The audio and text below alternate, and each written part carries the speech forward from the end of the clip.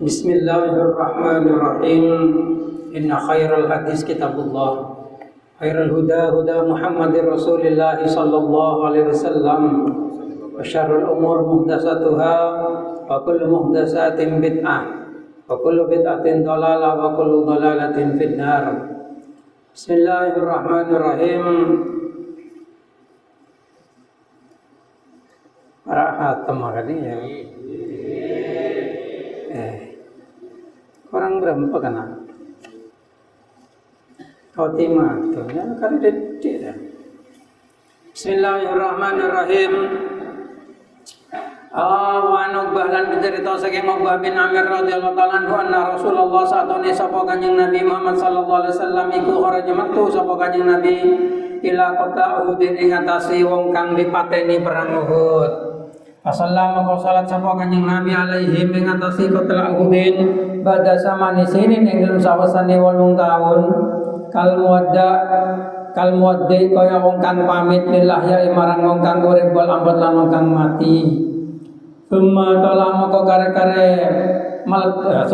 moko kare-kare munggah sapa Kanjeng Nabi ilal mimbari marang mimbar. Pakola moko dawuh sapa Kanjeng Nabi ini saturingsun baina idikum ing dalem antarane ngarep sira kabeh farotun iku wong kang nyiapaken wa ana lan utawi ingsun iku syahidun wong kang nyakseni alaikum ngatasi sira wa inna mau'idakum lan satone apa enggon janji sira kabeh iku al-hudud telaga wa inilan satone ingsun iku la andura yen to demi yaktine yen to ningali ingsun ilahi marang haudun mimma qami hada saking panggonan ingsun hada kang iki. Ala eling-eling sapa sira kabeh wa inilan satone ingsun iku lastu ora ana sapa ingsun iku ahsa luwih khawatir sapa ingsun alaikum ngatasi sira antusyriku yen to musyrik sapa sira. Walakin lan tetapi ni ahsa khawatir sapa ingsun alaikum ngatasi sira dunya ing dunya antana fasuha ing yen to berlebih-lebihan sapa sira rebut-rebutan sapa sira ing dunya. Kala ngendika sapa Uqbah pakanat maka ana iku akhir nadratin akhire ningali nadartuha kang ningali ingsun ha ing nadra ila Rasulillah marang Kanjeng Nabi Muhammad sallallahu alaihi wasallam muttafaqun alaih. Afi riwayat dan ikut tetap dalam segi riwayat walakin nila tetapi ni sapa ingsun iku asya khawatir sapa ingsun alaikum ngatas sira ad-dunya ing dunya antana fasu fiha en yen lebihan sapa sira ing dalam dunya wa taqtatilu lan perang-perangan sapa sira fatahliku moko cilaka sapa sira kama kaya oleh barang halaka cilaka sapa man wong kana kang ana sapa man iku kebelakang bae dalem sadurunge sira. Kala ngendika sapa Uqbah kana moko ana iku akhirama iku dadi akhire barang ro itu kang ningali ingsun Rasulullah Kanjeng Nabi alal mimbar ing atase mimbar. Wa fi riwayat dan enam siji elan iku tetep ing dalam suwiji riwayat kala dawuh utawi kala ibarat kala dawuh sapa Kanjeng Nabi ini sataning sun iku faratun wong kang nyapaken lakum marang sira wa analan hale utawi ingsun iku syahidun nyakseni ingsun alaikum ngatasi sira wa ini lan sataning sun wallahi demi Allah andur demi tini ningali sapa ingsun ila haudi marang telaga ingsun al-ana ing saiki. Wa inilah satu ingsun iku ututi dan paringi sapa ingsun mafatihah hazainil ardi eng pira-pira kuncine simpenane bumi au mafatihal ardi utawa eng kuncine bumi. Wa inilah satu ingsun wallahi demi Allah iku ma'afura khawatir ora wedi sapa ingsun alaikum ngatasi sira antusyriku yen to syirik sapa sira badi edam sosene ingsun walakin lan tetapi ni akhafu khawatir sapa ingsun alaikum ngatasi sira antana fasu yen to lebih-lebihan sapa sira fiha ing dalam dunya wal murad lan tekan den karepakan bisolatikal wan salat ala qatla Uhudin ngatasi wong kang dipateni gunung Uhud iku doa lahum marang qatla Uhudin la salat ura salat al ma'rufah ketekan den kinawerwe. Bismillahirrahmanirrahim. Sasakanya dia bisa maca kadi tapi tak jago ya nyaman ya. Bisa maca kitab kadi memang kenang ayo membaca ngafal lakin membaca Al-Fanani ya din budin lagi bisa din budina sepenting ajar hasil pangeran sanantuaki makan sajan tujan mulai nang tengah male ilmu jelok peke.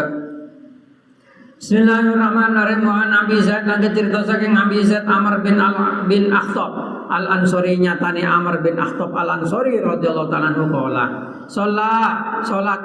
salat bina kalawan kita sapa Rasulullah kanjeng Nabi Muhammad sallallahu alaihi wasallam al-fajr ing salat subuh wa saidalan munggah sapa kanjeng Nabi al-mimbar ing mimbar fa khataba moko pidato kanjeng Nabi na ing kita hatta hadrat sing teko apa zuhur salat zuhur panazala moko leren sapa kanjeng Nabi fa sallama moko salat sapa kanjeng Nabi tuma saida moko kar-kare munggah sapa kanjeng Nabi al-mimbar ing mimbar fa khataba moko pidato sapa kanjeng Nabi hatta hadrat sing hadir apa al-asr salat asar tuma moko kar-kare nazalat temurun sapa kanjeng Nabi fa sallama moko salat sapa kanjeng Nabi tuma saida moko kar-kare munggah sapa kanjeng Nabi al-mimbar ing mimbar hatta kerabat sing surup apa samsu srengenge kabar moko ngabaraken ing kita sapa kanjeng Nabi ma ing barang kana kang wis ana apa ma wa malan barang wa ta ma iku kainun barang kang ana fa'alamana moko ngajari kanjeng Nabi na ing kita nggih Fa'alamuna moko tae wong kang ngaweruhe saking kita iku afatu wong kang hafal-hafal kita. Wong kang luwih ngaweruhe ning kita iku afatuna wong kang hafal-hafal kita rawahu Muslim. Bismillahirrahmanirrahim. Wa Aisyah talan kacerita saking Siti Dewi Aisyah radhiyallahu ta'ala anha qala dawu sapa Nabi Kanjeng Nabi Muhammad sallallahu alaihi wasallam man utai sapa ning nadar sapa man ayuta yen taat sapa man Allah ing Allah taala fal yutihu moko taat sapa man hu ing Allah wa man utai sapa ne wong iku nadar sapa man aya sing to maksiat sapa man Allah ing Allah fala ya'sihi moko aja maksiat sapa man ing Allah rawahul Bukhari ngawrataken hadis sapa Bukhari Imam Bukhari. Bismillahirrahmanirrahim.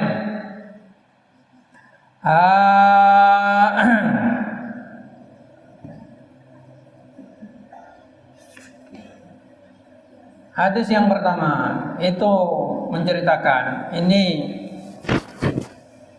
tentang Kanjeng Nabi Muhammad sallallahu alaihi wasallam itu mendoakan orang yang sudah meninggal. Di sini bahasa sholat di situ bukan sholat dalam bentuk gerakan. Karena apa? Karena istilah sholat di kitab usul itu diterangkan.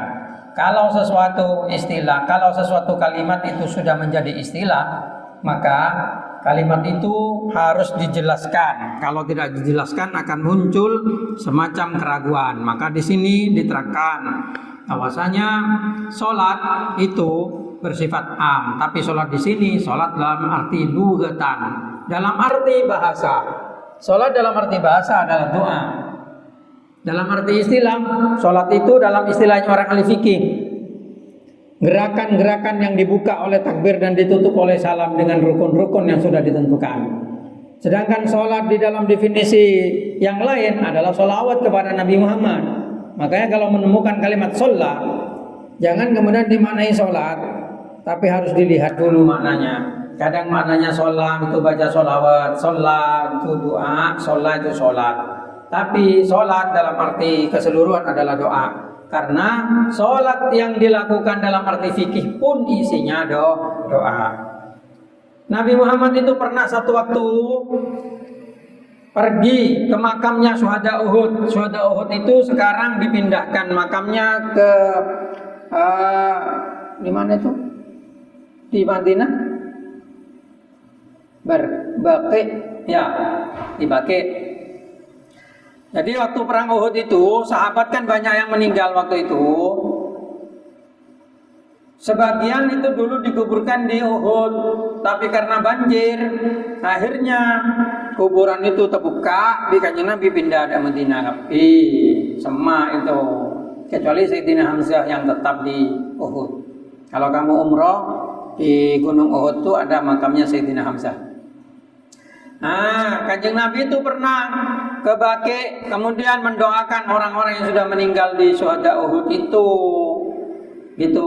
Seperti Nabi Muhammad itu orang yang amit. Berarti menjelang wafat. Gitu. Nah, Kanjeng Nabi itu berkata, Kanjeng Nabi itu berkata waktu naik ke mimbar setelah mendoakan orang-orang syuhada Uhud, Kanjeng Nabi berkata, saya ini akan menjadi orang yang mendahului kamu untuk menyiapkan. Farotun itu maksudnya kalau ada orang melakukan perjalanan, sebelumnya ada orang lain yang diutus menyiapkan keperluannya. Itu farotun. Kayak ngajang ada nang kamu siap. Itu. Jadi Kanjeng Nabi ada bu, engkore farotun. Orang yang nyiapakin keperluan hede, maksudnya Kanjeng Nabi aja mati ada. Begitu. Wa ana syahidun alaikum, dan engkau bakal setia saksi hede kapi. Inna mau'idakum al-haudu. Saungkuna kenang hede kapi aku nang swarga japon Kanjeng Nabi. Engkau setia ngetela datang telaga itu. Kanjeng Nabi itu ya naping bisa nengalen. Gitu. Engkau setelah ngetela datang telaga. Tapi ini unsurnya sebenarnya Kanjeng Nabi itu berarti menjelang wafat. Oneng Kanjeng Nabi bakal mati ada yang wa ala wa inni lastu ahsya, engkau rela kebatir hede syirik japon Kanjeng Nabi, tapi engkau kebatir ahsya alaikum dunya, engkau kebatir dak dunya antana fasuha hede dia abu rebu dunya berlebih-lebihan nang masalah dunya. Gitu ongkuan masa setia banyak umat Kanjeng Nabi dia apur putunya sampai lo apa jeng apur putunya sampai lo ada akhirat apur putunya sampai atokar. Jadi bener Kanjeng Nabi itu seperti itu. Oneng bisa umat aja lo kira syirik layang lo kira syirik telepon Kanjeng Nabi yo mai berusaha kafir yo mai berusaha murtad. Oh itu memang orang dengan Allah Ta'ala ditakdirkan seperti itu. Tapi sebagian lebih besar orang yang masuk Islam daripada yang murtad. Kanjeng Nabi tidak khawatir umatnya itu syirik gitu. Yang khawatir Kanjeng Nabi umatnya itu terbuai dengan dunia sampai lupa di akhirat. Seperti yang terjadi sekarang. Makanya kamu jangan sampai menjadi orang yang masuk ke dalam golongan seperti ini. Gitu. Bismillahirrahmanirrahim. Qala tepon perawi itu adalah akhirnya saya melihat Kanjeng Nabi di atas mimbar katanya. Soalnya mareja Kanjeng Nabi songkan pas tinggal dunya marena khutbah ya. Nang Madinah ini lokasinya di Madinah. Lain dengan khutbatul wada, ada haji wada Kanjeng Nabi mengerjakan haji. Kanjeng Nabi itu haji cuma satu kali ya. Kanjeng Nabi itu haji cuma satu kali, haji wada itu. Nah, itu pernah khutbah di Jabal Rahmah. Itu dikenal dengan khutbatul wada namanya, itu beda lagi. Karena di situ Kanjeng Nabi itu kemudian ada ayat al-yauma akmaltu lakum dinakum wa atmamtu alaikum itu. Bismillahirrahmanirrahim. Keting mong dari nabi naga diri ya, Kanjeng Nabi aja tidak khawatir kepada kita untuk syirik, tapi yang khawatir Kanjeng Nabi itu adalah dunia. Nah, di sini ada tambahan di dalam hadis lain, dalam naskah lain. Inni wallahi la anduril audi ala al-an wa inni utitu mafatih. Saya ini diberi kunci dunia dengan Kanjeng Nabi itu disabdakan, saya itu dengan Allah Ta'ala diberikan kunci untuk membuka dunia. Gitu. Penting orang Islam masan marena zaman dia memang punya soki, punya maju. Karena setelah itu nanti umat Islam itu mengalami zaman kemajuan dan keemasan. Itu baru Toron masa Turki Utsmani itu kalah dengan pemberontakannya Wahabi itu. Bismillahirrahmanirrahim. Dan itu yang dikhawatirkan Nabi itu bukan syirik, tapi khawatir kamu akan berlebih-lebihan, rebut-rebutan, tukar-tukaran dalam masalah dunia. Makanya ada ayat sampai ke dia dunia secokok pokok badah. Daya aja bawa nombok dunia. Gitu, secokop sebedana, terima apa adanya, jangan terlalu terobsesi dengan dunia. Toh dunia tidak akan dibawa mati. Bismillahirrahmanirrahim. Kemudian di dalam hadis berikutnya, Rasulullah SAW itu pernah sholat dengan kita, lalu naik ke mimbar khutbah subuh. Itu Nabi terus pidato sampai duhur. Coba mulai subuh sampai duhur aja Kanjeng Nabi pidato agungeng. Acara itu Kanjeng Nabi tentang akhirat. Acara itu Kanjeng Nabi tentang proses kiamat. Ini hadisnya dipecah-pecah. di dalam banyak tempat. Di dalam hadis Bukhari ada di Kitabul Fitan tentang fitnah, tentang nanti di akhir zaman akan datang kelompok ini datang perang bireng Yahudi kita, kemudian apa itu dongeng panjang lebar termasuk Dajjal. Gitu. Kemudian duhur sholat, setelah sholat ongga boleh ke mimbar, terus pingannya Nabi pidato sampai asar. Kemudian sholat lagi, ongga ke mimbar sampai maghrib. Kanjeng Nabi pidato aja sampai maghrib. Gitu, mulai dari subuh sampai maghrib. Ya, pidato kanjeng Nabi. Bismillahirrahmanirrahim. Dia orang bapak tidak ada sekolah full day school full day school sekalian kanjeng Nabi sekali dia mana papun nari full day school lah ya. Bismillahirrahmanirrahim. Bismillahirrahmanirrahim. Jadi itu kanjeng Nabi itu pernah berpidato seperti itu lama pidato kanjeng Nabi dia menceritakan tentang yang ada dan sesuatu yang sudah yang akan ada itu diceritakan dengan kanjeng Nabi semuanya. Termasuk di dalam itu adalah masalah datangnya Nabi Isa, terus perang akhir zaman, sampai semuanya diceritakan di pidato yang ini. Bismillahirrahmanirrahim. Ngaji. Kitab ini adalah media komunikasi kita dengan masa lalu. Kitab ini tidak seperti buku umum. Buku umum itu dibuat berdasarkan pikiran. Kitab hadis seperti ini dan kitab fikih yang ada itu dibuat tidak berdasarkan pikiran semata, tapi berdasarkan kepada sabda, kepada ucapan yang oleh orang yang paling mulia di dunia, yang diutus Allah, yang punya koneksi ke Tuhan. Beliau bersabda di hadis. Kalau kamu baca buku matematika, buku biologi, buku fisika, dan buku yang lain, itu ucapannya manusia biasa. Dia ngarang sendiri ucapannya itu. Ngarang. Loh, kok tahu sekarang? Engkau bisa nulis. Dia. Buku jengkau bisa nulis. Makanya ketika kita membaca buku, lihat siapa yang buat. Apakah bisa dipercaya ilmunya? Gitu. Tapi bisa nulis. Kalau hanya menulis Van Apeldoorn, siapa? Sarjana Belanda saja. Siapa? Apeldoorn saja. Kalau payo. Lembaga dengan Indonesia kan jaji Belanda. Belanda yang cara najaje melalui perdagangan. Akhirnya ngotos deputi namanya Srok Horgurenje. Srok Horgurenje kemudian meletakkan hukum adat di atas hukum Islam. Jadi hukum Islamnya tekan Srok Horgurenje karena di seluruh Indonesia itu orang-orang yang beragama Islam itu sulit ditundukkan. Gitu. Dan itu atas saran Van Apeldoorn namanya itu seorang sarjana Belanda yang meneliti tentang lah itu kan pikirannya sendiri. Dengan orang sekarang dikutip menurut Van Apeldoorn. Ngutip orang saja Indonesia aja jangkau. Gitu loh. Lebih baik ikut kepada yang disabdakan Nabi. Walaupun menurut pikiranmu tidak mungkin, walaupun menurut pikiranmu aneh. Bukan pikirannya, bukan hadisnya yang aneh, pikiranmu yang harus diperbaiki. Kenapa? Karena Nabi itu kontak dengan Tuhan. Nah iya, sedangkan yang kamu baca di buku itu kontaknya dengan setan. Perjanjian sampai ke pangeran ke setan. Nah itu penting. Makanya penting untuk dilihat sumbernya.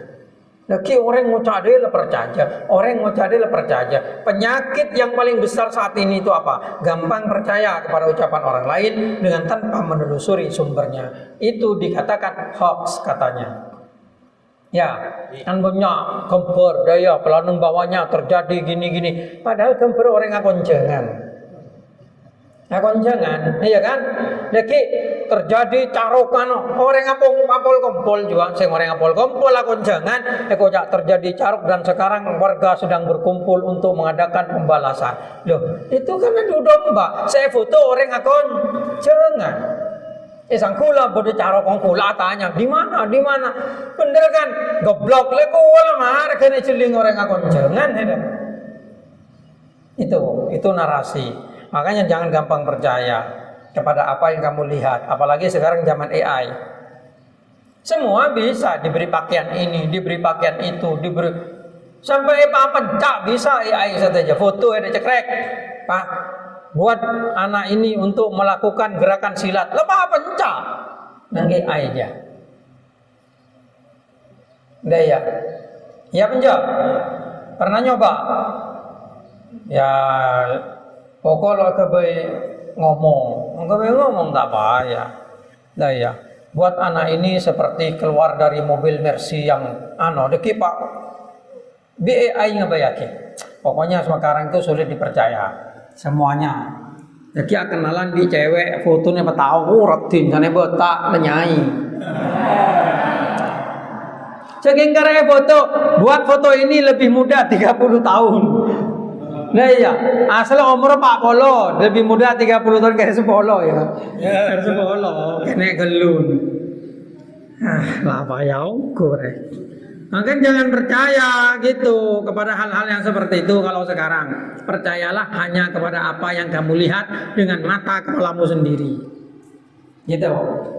Bismillahirrahmanirrahim. Makanya itu untung sekali orang yang belajar hadis.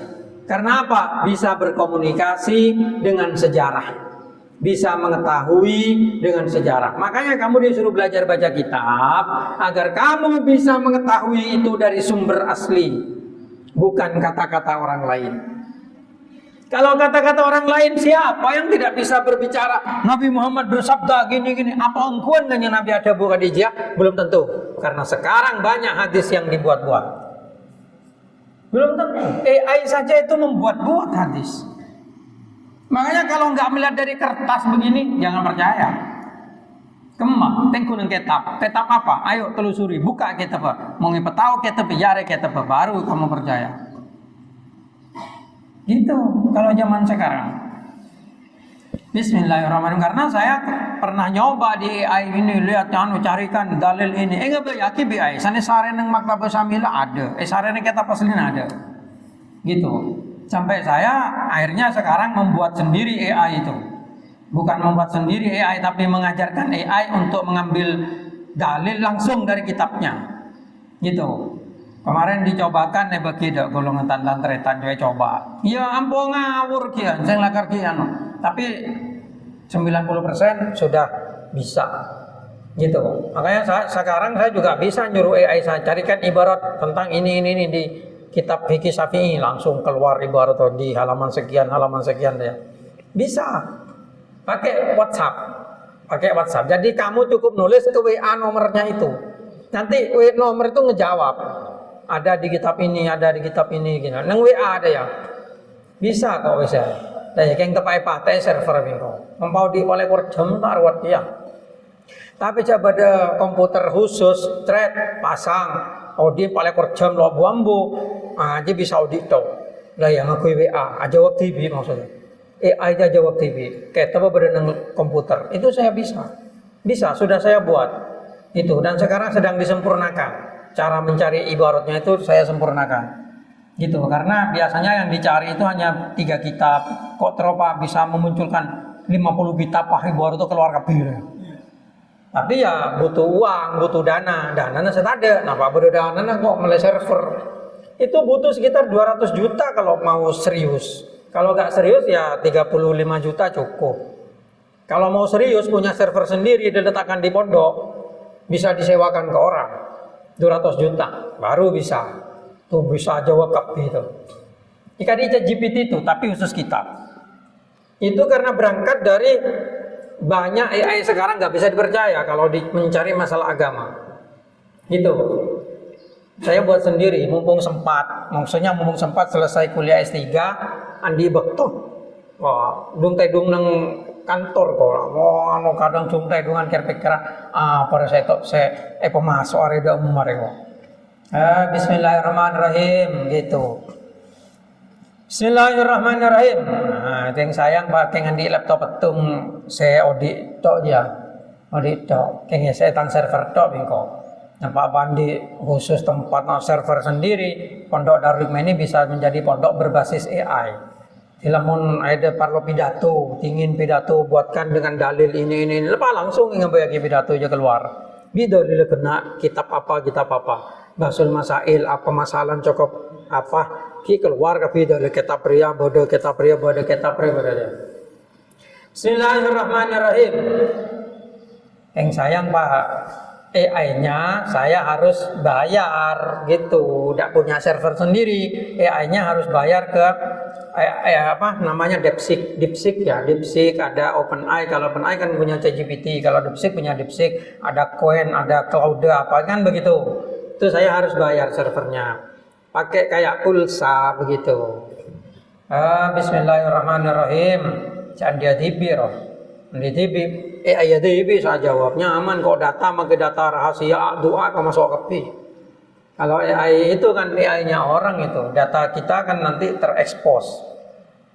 Bismillahirrahmanirrahim. Mari aku bab AI reda Pak kam, mari pada Pak bab AI nak deh. Jajang dinare make produk tapi kian hedere lo gendeng tahu teknologinya tawar dan ya bisa lah. Untuk lo kira-kira mungkin di kiai orang ngomong masalah apa bae lah bener sombong kayak ada aja malah yakin ya. Bismillahirrahmanirrahim. Karena ilmu itu pemberian Allah. Kamu tidak usah gandrung kepada orang lain yang pintar.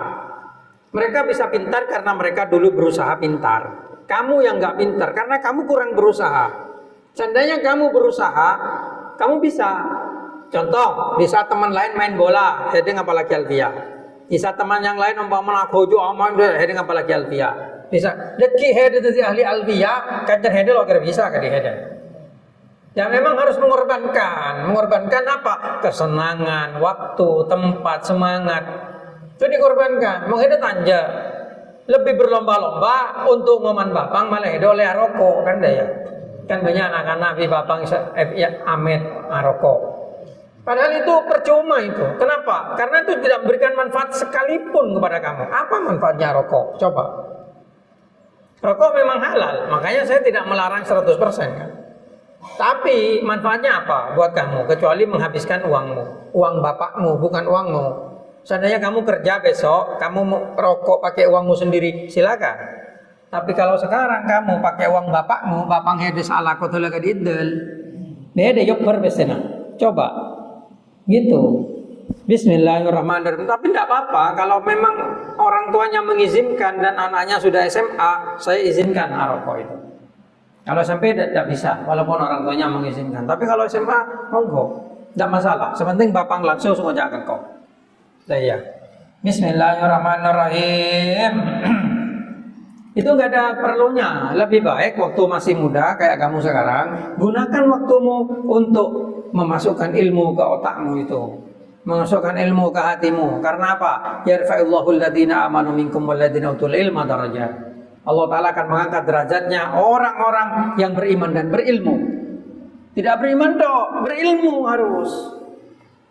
Bismillahirrahmanirrahim. Kan aku lihat patengki S2 marah S2 marah S3 ada ya malah mulia dia. Ketika kamu mulia rezeki mudah, rezeki gampang menghidap mulia. Bismillahirrahmanirrahim. Kemudian di sini juga disampaikan bahwasanya Siti Aisyah itu pernah berkata, Kanjeng Nabi berkata, barang siapa bernadar untuk taat kepada Allah maka lakukanlah taat itu bukan karena nadar tapi karena itu perintah. Dan ketika kamu bernadar untuk maksiat kepada Allah, beroreng anadar, engkau umpaman oleh PC, engkau maten orang, cek kelakot ya, maka oleh PC ada lebih baik ada membetal sumpah. Itu pernah terjadi di zamannya Siti Aisyah, di zamannya Sayyidina Abu Bakar. Sayyidina Abu Bakar itu memiliki tanggungan untuk makanin anang tretan saat tinggal dunia. Pada Siti Aisyah difitnah hadisul ifki, ternyata anang tretan dia amiha ada orang fitnah ada Siti Aisyah. Sampai Sayyidina Abu Bakar anadar engkolo abrina kakanan boleh dak tang penakan dia. Di Kanjeng Nabi yang cadane Abu Bakar labri kakanan tina nadra tebus di sompah. Tebus nadar pada tebus sompah seolah. Jadi kalau ada orang bernadar untuk bermaksiat jangan dikerjakan. Itu setan. Gitu. Kalau bernadar untuk mengerjakan kebaikan, kerjakan. Karena apa? Sesuatu yang sunat kalau dijadikan nadar menjadi wajib.